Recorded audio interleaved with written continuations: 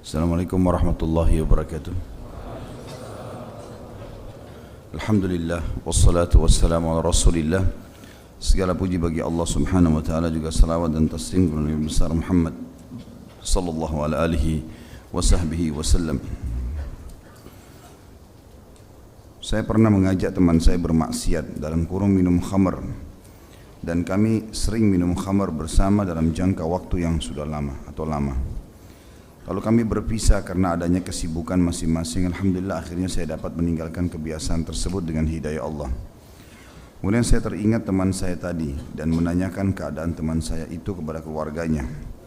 Alangkah terkejutnya saya pada saat mengetahui bahwa teman saya itu masih saja minum khamar. Pertanyaannya, apakah saya masih berdosa karena dulu saya mengajak teman saya itu untuk minum khamar? Jawabannya iya.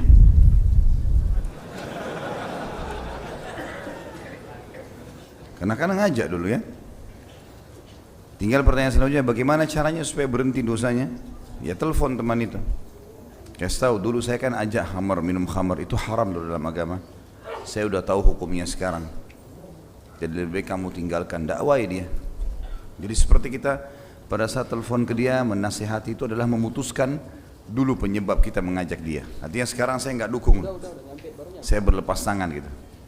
Jadi saya tidak mau dapat dosa dari situ. Baru bisa lepas. Kalau enggak bisa. Harus kita seperti membatalkan lah ya masalah itu.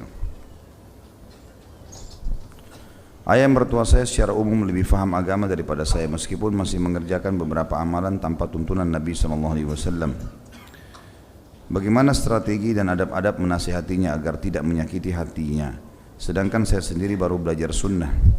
Gunakan media, gunakan fasilitas. Kalau ilmu kita masih kurang, kita belajar dulu. Terutama di masalah yang secara substansial yang kita ingin luruskan. Apa misalnya yang kita anggap perbuatan salah dari seseorang, teman, kerabat, mertua, orang tua, istri, suami, anak, apa saja.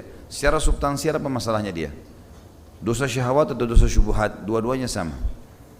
Bagaimana caranya kita pelajari substansial itu? Misal teman kita suka berzina, maka kita coba mendalami ilmu peringatan-peringatan dan ancaman syariat berhubungan dengan zina. Baca. Tinggal ketik di Google sekarang ancaman orang berzina, keluar banyak artikel. Kita baca supaya punya bukti, kalau perlu kita copy, kirim ke teman. Gunakan fasilitas yang sudah ada. Atau mungkin ada banyak buku-buku yang menjelaskan masalah itu misalnya, gitu kan? Jadi banyak sekali buku-buku yang sering saya bawa dan sering juga kita usahakan bagikan, yang ukurannya hanya seperti ini, ya kurang lebih seperti buku-buku kecil ini. Yang saya bilang harganya harga gorengan 6.000, 7.000, 10.000 rupiah. Ya. Jadi harga yang sangat murah, beli tinggal bagiin kepada dia.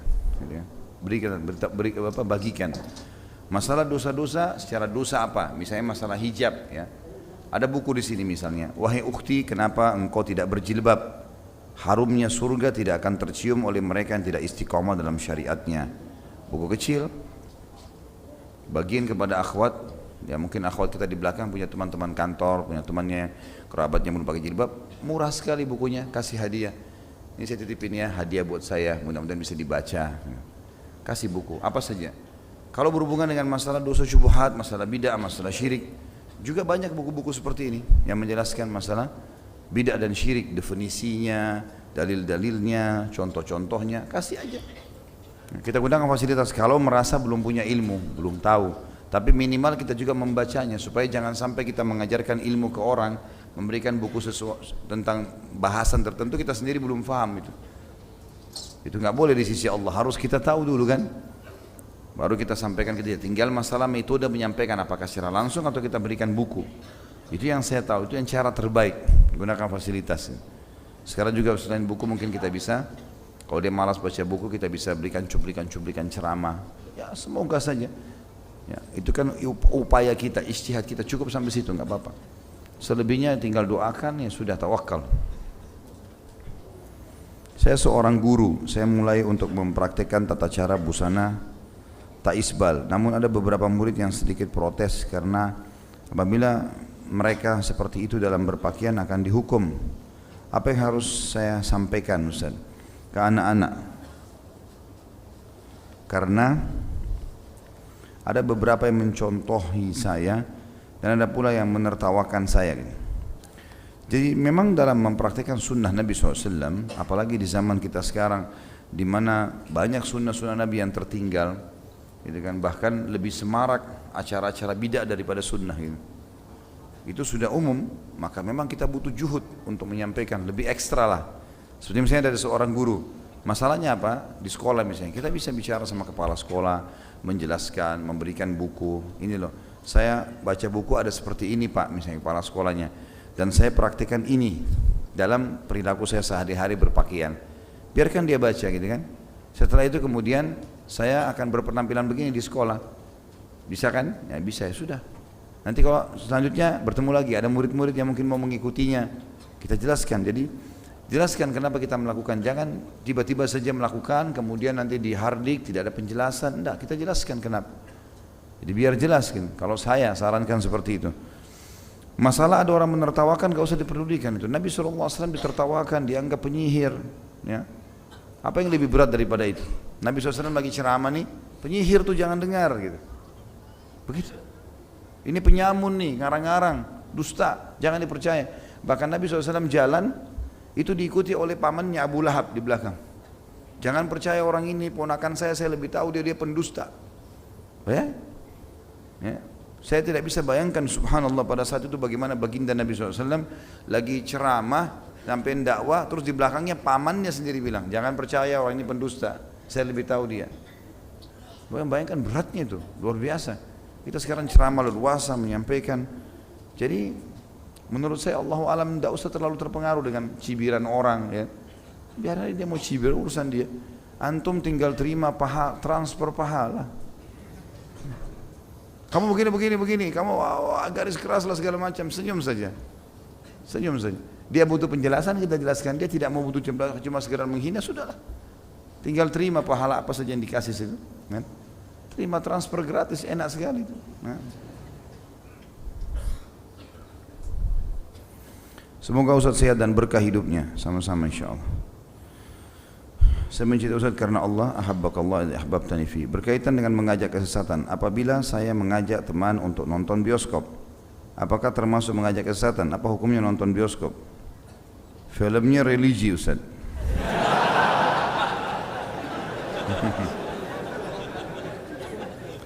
Haram.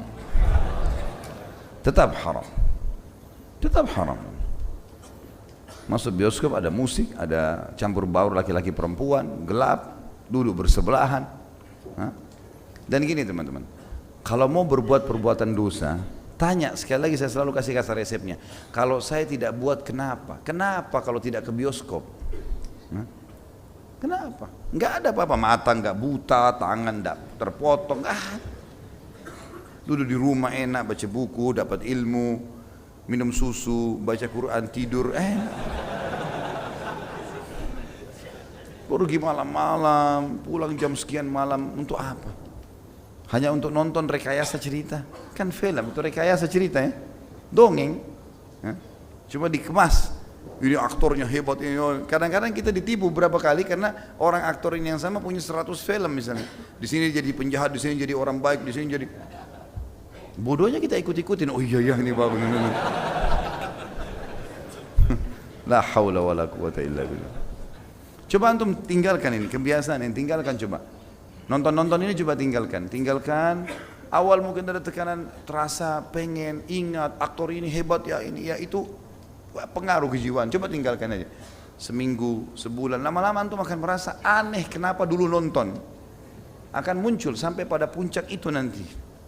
Banyak jemaah saya gitu.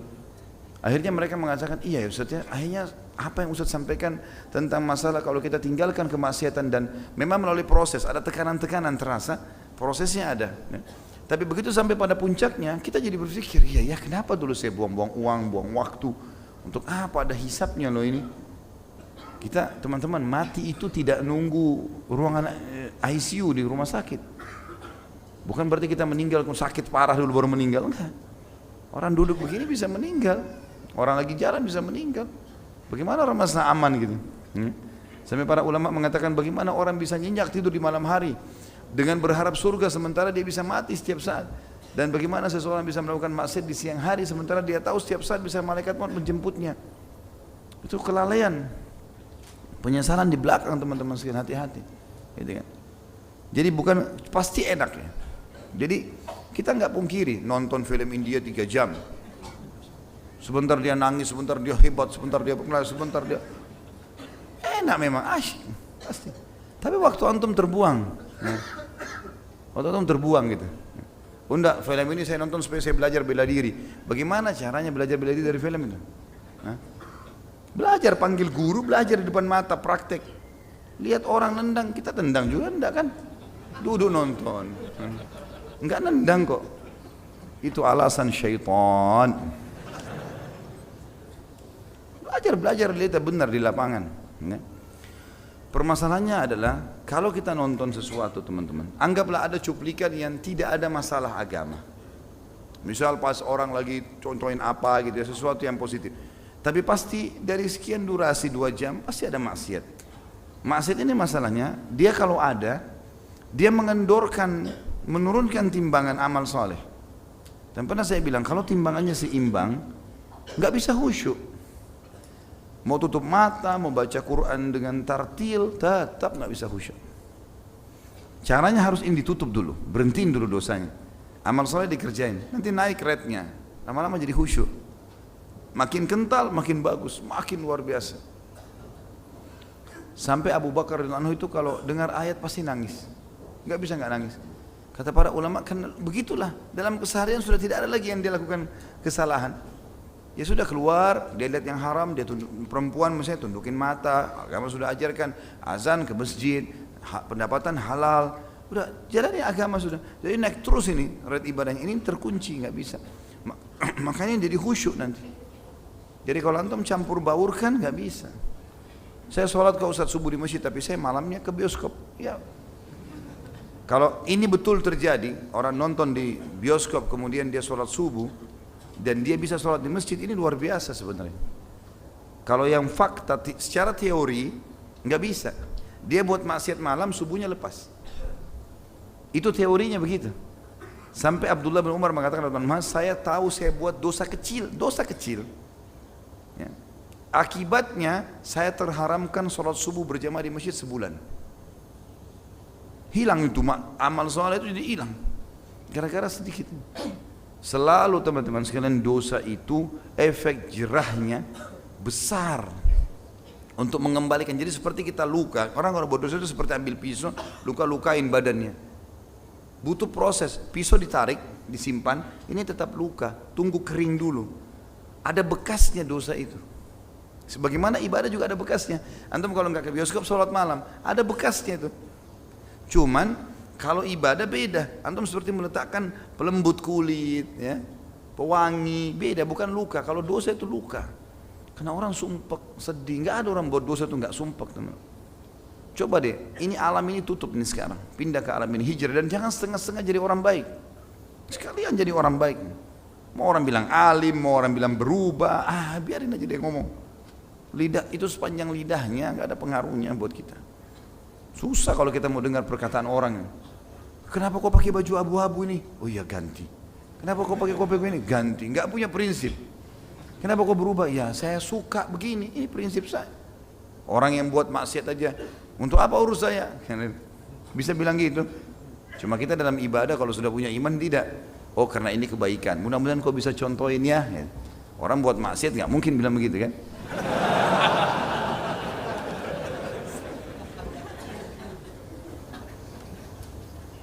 Apakah benar ketika seseorang terkena sihir, lalu ustadznya menyuruh mandi kembang 7 rupa dan menyuruh membaca surah yang ustadznya kasih, apakah itu sesat?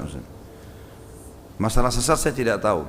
Ini 7 kembang, 7 rupa kembang ini kembang apa ini? Saya nggak tahu. Kalau dia maksudnya siapa tahu ya, 7 lembar daun bidara sunnah Nabi. Hah? Karena memetik 7 lembar daun bidara dan dihancurin, dimasukin di air, dipakai sebagai air mandi atau air ruqyah. Sunnah Nabi SAW, hadisnya sahih masalah itu. Tapi kalau 7 kembang ini seperti dukun-dukun, ya, warna-warni, warnanya ada merah, ada kuning, ada segala macam. Ini dukun berkedok ustadz. Ya karena di Indonesia banyak ini. Allah musta'an. Semoga Allah kasih hidayah. Ya. Ciri-cirinya seperti itu memang.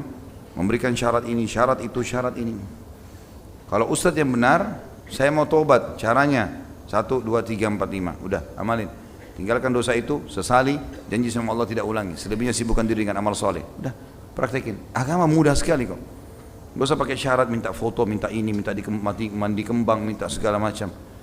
Banyak soalnya gitu. Saya temukan ada jemaah banyak mengaku pada saat dia merasa bertahun-tahun tidak bisa menikah, setiap mau nikah gagal, datang ke ustadz-ustadz dan kiai, disuruh mandi air kembang.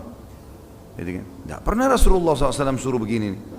Ada sahabat mau menikah langsung disuruh menikah lah. Udah selesai. Agama simpel, tidak usah mandi tujuh macam air segala macam. Tidak perlu. Ya, kalau ada halangan istighfar. Mungkin memang belum cocok buat kita untuk itu. Sudah ikhtiar, pasti dimudahkan kok sama Allah. Orang penjahat aja bisa nikah. Masa kita orang jadi orang baik terus tidak bisa? Enggak mungkin, itu waswas syaitan. Jadi kalau dilihat tadi, kalau ini menggunakan daun bidara sah saja. Tapi kalau yang lain jelas enggak benar. Karena tidak pernah contoh dari baginda Nabi alaihi salatu wassalam. Saat sholat berjamaah, terima kasih doanya, ini ada banyak Masya Allah doa yang disebutin. Semoga Ustaz Khalid diberi kesehatan, rezeki yang melimpah dan selalu dilindungi oleh Allah. Sama-sama insya Allah. Jazakumullah khair. Saat sholat berjamaah di masjid, imam masjid di daerah saya selalu mengutamakan bahwa jamaah sholat di shaf pertama agar diisi oleh jamaah rutin dan yang tinggal di sekitaran masjid, dan mengutamakan yang memakai baju koko dan bersarung.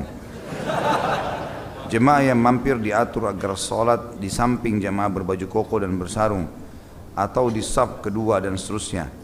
Apakah perilaku tersebut ada anjurannya oleh Nabi SAW? Apa itu termasuk bid'ah? Dan adakah doa khusus sebelum melakukan azan? Ya. Tentu ini tidak boleh ya, sebenarnya tidak boleh. Yang penting seorang muslim masuk, dia sudah tutup aurat dengan benar, gitu kan? Dia masuk, kemudian dia sholat, dia lebih dulu masuk sholat, tidak boleh kita pindahkan. Ada hadis Bukhari melarang masalah itu. Tidak boleh kita memindahkan seorang muslim dari tempat duduknya, atau kita menduduki tempatnya, atau kita berdiri di tempatnya sebelum izin dengan dia. Jadi nggak boleh nih. Kita punya hak kalau kita datang lebih dulu di awal. Masa orang duhur jam 12 misalnya, dia dari jam 11 nggak ada kegiatan, lagi jalan, mampir di masjid, dia mau baca Quran, dia duduk di saf pertama. Begitu azan, suruh pindah ke belakang.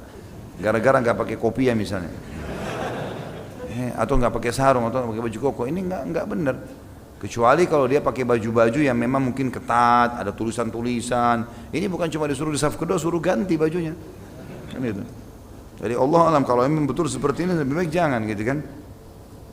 Kalau dikatakan itu bid'ah, ini saya rasa bukan bid'ah. Ini mungkin kita husnudzan, mungkin maksudnya dia adalah orang-orang yang memang sudah rutin datang di situ, mungkin titip pesan, saf ini buat saya, saf ini buat saya, mungkin titip pesan sama imamnya, gitu kan.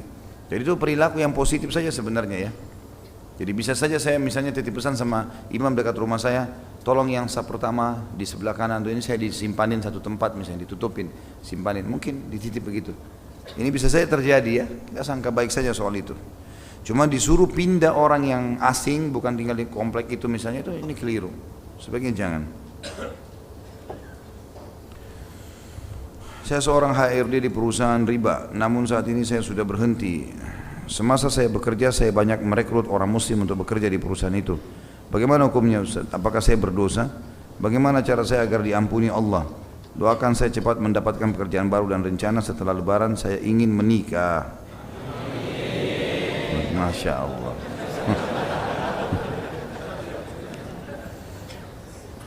Baiklah.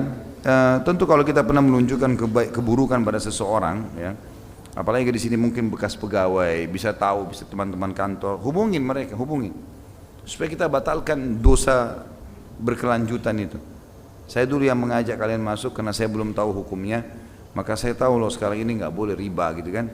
Saya berlepas tangan, kalian mau kerja itu urusan kalian, tapi saya berlepas tangan, saya nggak ada urusan. Saya dulu tidak tahu, seperti itulah. Ya. Kalau masalah insya Allah mendapatkan pekerjaan, insya Allah, ya mudah-mudahan. Jangan putus asa dengan rahmat Allah. Salah satu bagian dari bahasan dosa besar kita teman-teman sekalian adalah putus asa dari rahmat Allah. Jangan bilang, oh saya kalau keluar dari tempat kerja ini haram. Allah kasih nggak ya saya gantinya? Dikasih, pasti. Nggak boleh ragu. Tapi memang ada proses. Kita suka malam, di pagi hari kita minta ya Allah datangkan malam. Tunggu waktunya tiba malam. Ada prosesnya, malam akan datang kok. Seperti itulah. Jadi ada prosesnya, kita lapar, saya sering kasih contoh. Minta Allah hilangkan lapar, kita makan, kunyah dulu, telan dulu, baru hilang laparnya. Sabar, ada prosesinya. Jadi kita lalui, nikmati proses itu. Kalau saya sering bahasakan, nikmati prosesnya. Proses taubat, proses pembersihan dosa, ada cobaan-cobaan datang, nikmatin. Itu asyik kalau dinikmatin tuh. Oh ya ternyata mungkin ini pembersihan dosa saya yang dulu. Oh ini bersih lagi. Mudah-mudahan pada saat saya mati malah sudah tidak ada dosa-dosa gitu. Kadang-kadang Allah ingatkan kita, oh pernah si fulan saya ajak nih, saya ajarin hal yang salah, telepon dia, maaf ya saya dulu pernah ajarin kamu begini, saya salah loh, saya baru tahu itu nggak boleh dalam Islam. Ini saya kirimkan artikelnya lah, ini dikirimkan artikel misalnya, tulisannya, penjelasannya, cuplikan ceramahnya, jadi biar dia tahu. Allahu a'lam. Nah, itu lebih baik. Kalau cepat nikah, insya Allah ini selalu minta doa, melangkah. Nah, ini bujang-bujang ini, minta didoain aja terus. Jangan minta didoain, kirim di sini undangan, Ustaz saya sudah nikah, nah, gitu. Itu yang benar. Tapi insya Allah mudah-mudahan dimudahkan. Bagaimanakah dengan menggeser kotak amal dalam majelis ilmu kepada saudara-saudara kita di sebelah, termasuk kategori juga mengajak kepada kebaikan, yaitu sedekah. Apakah kita dapat pahala sedekahnya juga dari saudara kita yang sebelah, yang menginfakkan sebagian hartanya? Innamal a'malu binniyat. Antum niatnya geser karena antum nggak mau nyumbang, atau mau nyumbang kemudian buat dia nyumbang, itu lain. Innamal a'malu binniyat, sesuai dengan niatnya. Yang ketawa tahu diri nih. Ada kotak amal cuma geser-geser di sebelah. Padahal Allah tanda kutip sudah memberikan kesempatan amal soleh. Kotak amal di masjid itu teman-teman, dan rumah-rumah orang miskin di sekitar rumah antum itu perusahaan paling menguntungkan. Jangan disia-siain. Jangan lewat kotak nggak nyumbang. Ada orang miskin kasih apa saja. Kita punya kue 2 kasih 1 dia, kasih sedekah, kasih sesuatu. Sedekah itu baik, meredam murkanya Allah, mendatangkan rezeki, berbuat kebaikan. Jadi insya Allah kalau niatnya dia berikan karena dia memang mau temannya bersedekah juga supaya dapat kesempatan, silahkan. Kalau dia menghindar dari sedekah ini, nggak ada pahala buat dia. Apa termasuk mengajak kesesatan dan memberikan contoh jalan hidup yang buruk? Ketika saya mengajak teman saya ke masjid, tapi peraturan sekolah mengharuskan sholat di aula, dan saya dan teman saya malah dimarahin guru. Doain saya masuk pesantren bermanhaj salaf gitu. Jadi dilihat dulu kalau aula itu apa fungsinya. Saya pernah jelaskan teman-teman sekalian, kalau seandainya ada satu instansi, yayasan, lembaga pendidikan, mereka blok sebuah lokasi di situ, walaupun tidak ada benarahnya, tapi mereka sudah bilang ini musola misalnya, maka hukumnya sudah hukum itu. Aula ini memang dipakai untuk sholat, misal, memang sudah begitu. Ya. Tapi kalau memang tidak dilakukan itu, kemudian kita masih bisa pamit, minta pamit, saya cuma pamit sholat di masjid sebentar, saya balik lagi. Alhamdulillah. Kalau tidak, peraturan sekolah nanti berbahaya, antum dikeluarkan, sholat di aula itu, nggak masalah. Karena kata Nabi SAW, innama ju'ila li arda masjidan wa tahura. Allah telah jadikan semua buka bumi ini bagiku suci dan masjid, tempat sholat. Kalau sudah berkumpul bisa dipakai sholat. Mau nasihatnya Ustaz, bagaimana cara menghapus dan memutus dosa yang diakibatkan oleh perbuatan buruk yang pernah kita contohkan ke orang lain, sedang kita sudah tidak melakukannya lagi? Saya sudah bilang tadi, maksimalkan. Hubungi orang-orang yang pernah kita ajak pada kesesatan itu, nasihati mereka, sampaikan. Kalau tidak ingat lagi di mana orang-orang ini, misal kita tidak tahu lagi di mana tempatnya, ya sudah, kita tinggal istighfar kepada Allah. Ya, kita kemudian sekarang mengingatkan orang tentang kesalahan-kesalahan itu supaya mereka tidak terjerumus. Bagaimana nasib orang yang sejak kecil dididik dengan bid'ah dan yakin bid'ahnya benar dan mengajarkan pada orang lain, dan ia mati dalam keadaan tidak sadar itu bid'ah? Mudah-mudahan masuk dalam keadaan jahil ya. Mudah-mudahan masuk dalam keadaan. Tapi subhanallah, Allah itu maha lembut dengan hamba-hambanya. Umumnya Allah subhanahu wa ta'ala pasti menyampaikan. Sebelum menghukum pasti ada penyampaian. Dan itu yang kita tahu dalam ayat-ayat Al-Quran. Ada kalau tidak salah dalam surah Al-Qasas ayat 59. Allah SWT menjelaskan, ada dalam surah Al-An'am, kalau tidak salah 129 atau 127 ayatnya saya tidak ingat dalam Al-An'am, tapi ada Allah SWT berfirman tentang Allah tidak akan menghukum satu negeri sebelum diutus pada mereka rasul-rasul, dalam keadaan mereka lalai, dalam keadaan mereka tidak berbuat zalim atau berbuat kebaikan, maka itu semua pasti. Hukuman Allah tidak akan datang sampai memang Allah SWT sudah menyampaikan pada dia informasi. Cuma sayangnya banyak orang pada saat sampai padanya informasi dia tidak mengambil positifnya. Mungkin ada penjelasan masalah bid'ah ke dia, tapi dia frontal menolak, bukan dia berpikir. Manusia yang cerdas adalah manusia yang kalau sampai padanya informasi dia mencernahnya. Kalau baik ambil, kenapa harus fanatik pada hal yang tidak benar, gitu kan? Kita cerna, kalau baik kita ambil, kalau tidak benar kita tinggalkan. Tidak harus kita lakukan, memang begitu. Walaupun dari anak kecil, walaupun dari anak kecil, saya sampai bilang kadang-kadang sama istri saya, walaupun anak-anak yang bicara, anak kecil, kalau benar terima.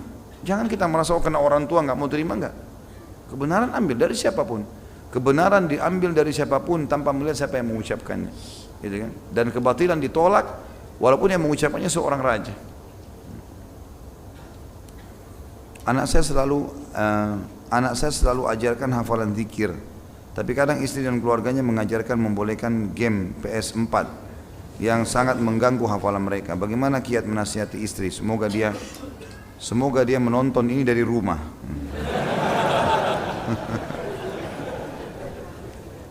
Nasihatin dengan kasih sayang ya. Kalau istri berbuat salah, nasihatin dengan baik-baik ya. Kita kira-kira titik mana menghadapi manusia itu begitu. Kita lihat titik celah mana yang kita bisa masuk dengan dia. Misal mungkin ada sesuatu yang dia gemar dari makanan, dari minuman, waktu senggang pada saat berdua, lalu kita berikan masukan-masukan dengan retorika yang baik. Yang jelas teman-teman, kata Nabi SAW, ma nazala linu fi syai'in illa zana. Tidak ada sesuatu yang dihiasi dengan lemah lembut kecuali akan menghiasinya. Wa ma nuzi'a min syai'in illa syanah. Tidak ada sesuatu yang ditarik darinya kelembutan kecuali akan merusaknya. Nasihati dengan baik. Jadi jangan nasihati pasangan itu, kalau kau nggak gini kau masuk neraka. Gitu kan. Seperti batu yang jatuh di air gitu kan. Pohon yang jatuh betul-betul tidak ada belok kiri kanan gitu kan. Jadi orang kalau masak makanan, teman-teman sekalian, kalau ada bumbu-bumbunya macam-macam, terus ada garnish, ada segala macam, itu jadi bagus. Saya pernah kasih contoh kalau makanan supaya mudah difahami gitu kan. Biasa kalau makanan, masya Allah otaknya terbuka semuanya. Nasi goreng digoreng, gitu kan? Kemudian mau dihidangkan 2 piring. Yang satu piring kita taruh dengan begitu saja, sendok taruh selesai. Telurnya diceplok taruh aja langsung udah. Acar segala macam diacak, berantakan. Dari wadah yang sama ya. Yang satu enggak, piringnya kita cetak nasinya, ya, ambil potongan acarnya ditata sedikit, telurnya ditata dengan rapi, sama aja sebenarnya. Tapi penataan ini bagus ini, membuat orang mudah terima. Seperti itulah. Oh tadi saya hadir di pengajian, saya dengar pengajian itu ada isinya, ada isi ini, ada isi ini, ada isi ini. Kita seperti menyampaikan informasi. Jadi orang tidak merasa dia sedang diserang, gitu kan? Nah itu retorik yang sangat baik dalam dakwah, sehingga membuat dia bisa menerimanya. Yang pertama insya Allah mudah-mudahan kita doakan semoga istri dapat hidayah. Dan memang ini game teman-teman sekalian ada masalah memang ya. Karena game ini membuat orang jadi penasaran, banyak buang waktu. Kadang-kadang orang mengatakan ini untuk melatih kecerdasan dan segala macam. Latih kecerdasan banyak cara. Tidak harus dengan itu kan. Bisa dengan hafal Quran, bisa dengan hafal hadis, bisa dengan baca ilmu. Ilmu itu manfaat besar sekali. Apalagi kalau kita dari kecil membiasakan mereka dengan game, itu pasti enak teman-teman. Saya sudah bilang tadi, nonton film, main game, enak itu. Bukan gak enak, kita gak pungkiri itu. Tapi masalahnya dia pelanggaran agama, membuat orang buang-buang waktu. Sudah pelanggaran agama. Apalagi kalau dia ada ilustrasi-ilustrasi atau apalah ya yang menjauhkan dari pemahaman agama, ini yang jadi masalah. Jadi kesannya kayak ada apalah manusia di atas awan atau aneh-aneh yang merusak akidahnya. Apa manfaatnya itu? Gak ada manfaatnya. Bahkan anak-anak yang sering kita kasih game dan dia sibuk dengan itu, pulang sekolah sudah sibuk dari pagi sampai malam. Buang-buang waktu. Dari ini kaset ini habis, pindah kaset lain, sayang waktunya. Itu kira-kira kalau antum sebagai orang tua jadi amal jariah atau jadi apa itu? Kalau dia terus sibuk dengan main game, mana lebih baik daripada kita dudukin dia, ayo kita baca kisah Nabi yuk, ayo kita baca tentang ini, ayo kita baca. Satu-satu kita bangun pondasi agamanya, maka dia amalkan jadi amal jariah buat kita. Sayang ya, sebenarnya sayang. Apalagi anak itu aset amal jariah. Jangan wariskan keburukan kita ke anak-anak, teman-teman. Teman saya selalu mengajak orang puasa Senin Kamis, tapi sudah 2 kali saya pergoki dia tidak puasa.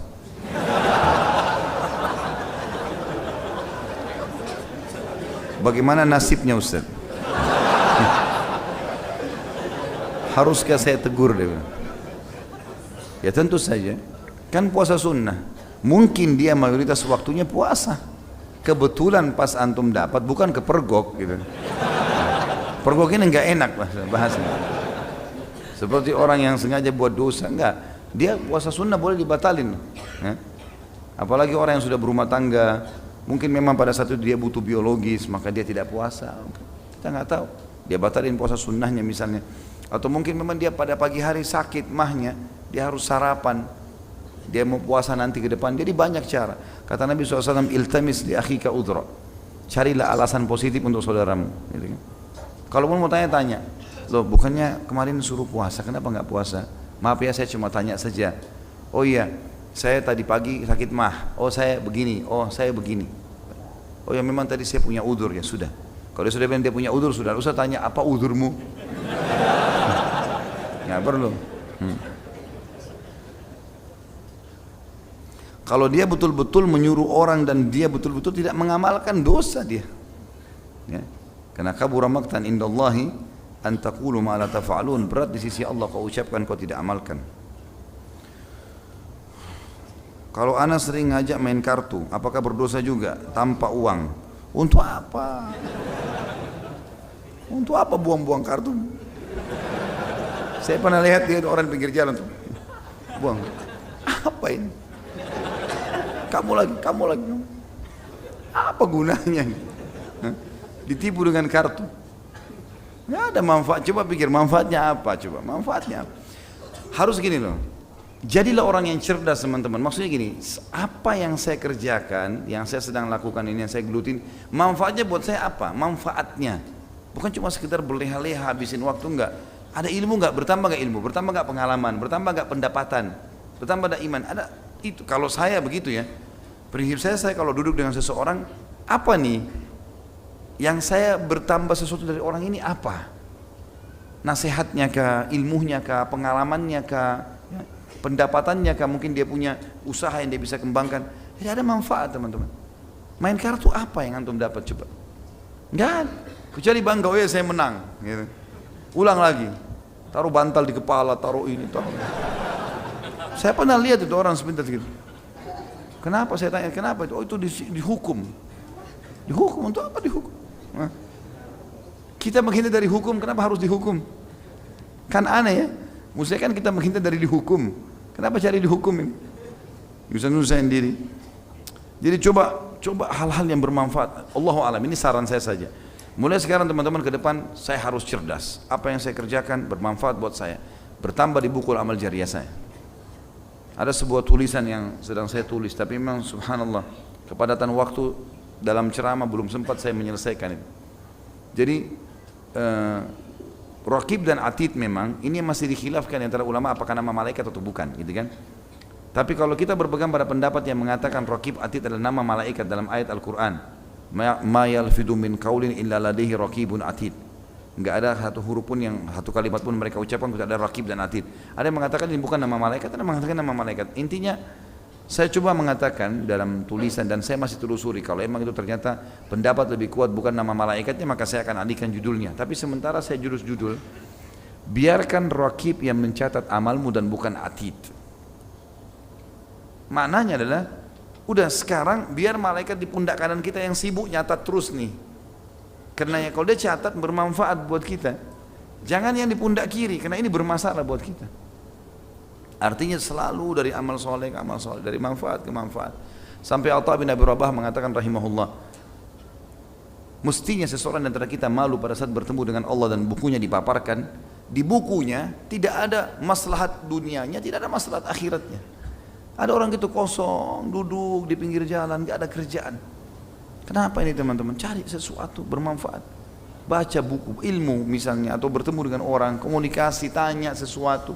Jangan nganggur, jangan diam, nggak ada gunanya, apalagi sampai buang-buang waktu. Ya.